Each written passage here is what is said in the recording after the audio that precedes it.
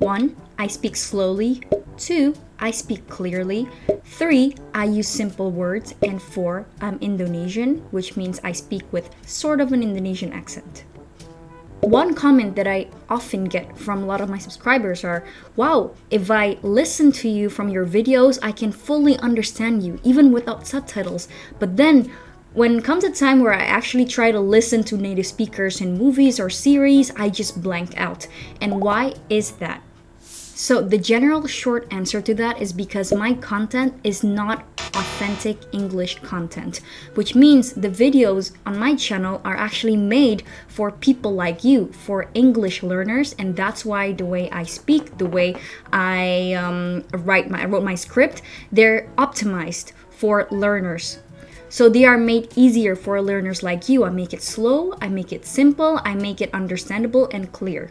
So if you listen to native speakers on TV series, on movies, or news or whatever, these are made by native speakers, for a native audience. So the way they speak, they're not optimized for learners. That's why it's a lot more difficult for you to understand them in these authentic English content. So now you have the answer. Now you know the difference between authentic English content and non-authentic English content. So let's get into the 4 points that I mentioned earlier in detail. 1. I speak clearly. So again, my YouTube channel is created for people who are trying to learn English. So of course, I have to adjust my way of speaking so that you can understand me better. Otherwise, I would get comments like this. So I speak clearly because I enunciate every single word clearly, and also I pronounce it quite clearly as well. Whereas native speakers, they would kind of like combine and jumble all words together that sound completely different than what you had imagined. And also the thing is, when native speakers combine their words together, the combination of words actually make it sound a lot faster. For instance, native speakers would say it like this. Well, I was gonna tell you, but I didn't really have the chance to. So they kind of swallowed and jumbled all of the words together, right? Whereas if I were to say it in my content, I would say, well, I was gonna tell you, but I didn't really have the time for it. Or like, I didn't really know how to. So I pronounced it much more clearly. Point number 2, I speak slowly. So over the years, ever since I started my YouTube channel like 5 years ago, I've gotten a lot of complaints like this.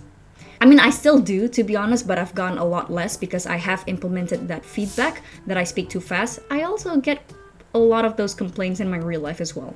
I used to speak a lot. I used to speak very fast in my videos, but over years, I have adjusted my way of speaking. And yeah, that's why it's a lot easier to understand. But native speakers that you see on TV shows, news and all that, they're not necessarily speaking to a foreign audience. So they just speak with their normal speed, which probably sounds a little too fast for you guys who are still learning. Number 3, I use simple words. So in my videos, I use very simple verbs, adjectives, words that you've probably learned in your beginner's class, you know, like some of the most common English words. And I use a lot of common words that are quite easy to understand. Whereas native speakers, depending on their style of communicating, they use a lot of expressions, they use a lot of idioms, they use a lot of slang that you may not be familiar with, and that's why you just can't understand them.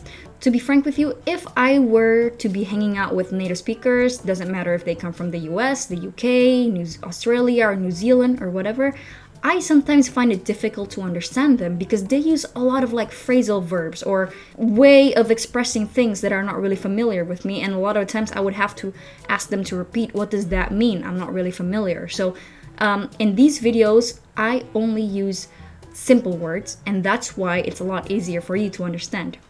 The last point is that I am Indonesian, which means I speak with some Indonesian accent. Even though the way I speak, it leans more towards American English. I use some American pronunciation, American English way of speaking, also because I've lived in the US for 4 years. My Indonesian accent is still there. Maybe for you guys, you probably feel that my accent is completely American. You don't really hear the Indonesian of it, but for native speakers, they can totally hear that my accent is quite foreign. So this is probably why when you hear me talk, to you it sounds a little bit more comfortable because the way I pronounce things probably has some Indonesianness to it, you know? So knowing all of these 4 points, your question is, how can I understand native speakers better? So to get more comfortable understanding native speakers, the answer is quite simple, and that is to, of course, expose yourself to a lot more content by native speakers for native audience. You want to expose yourself to more authentic English content. And from there, you want to alternate between watching content that are non-authentic, like my type of videos or like other videos that are made to learn English, and alternate between that and authentic English content, which are content that are made for a native audience. And this could be movies, this could be TV shows, news, or whatever. So you want to alternate between the two. So, and to refresh your memory again, authentic content are content that are made by native speakers for native speakers. So they're not really optimized for English learning, whereas non-authentic English content are videos or text or whatever that are made for English learners. My videos would fall under the non-authentic English content. Of course, both has its pros and cons, but it's important for you to alternate between the two when you're exposing yourself to English. So if you are already at a level where you're comfortable hearing me speak without subtitles even, then you're gonna have to train yourself to watch a lot more authentic native English content and train your ears to understand them without subtitle. So you want to go one step above that. So yeah, that's it. Actually, it's a very simple solution. I hope you guys can implement it, and I hope this video gave you clarity. If you like this video, give it a like for the algorithm, and as usual, I will see you next week in another video. And until then, you have a good time and bye.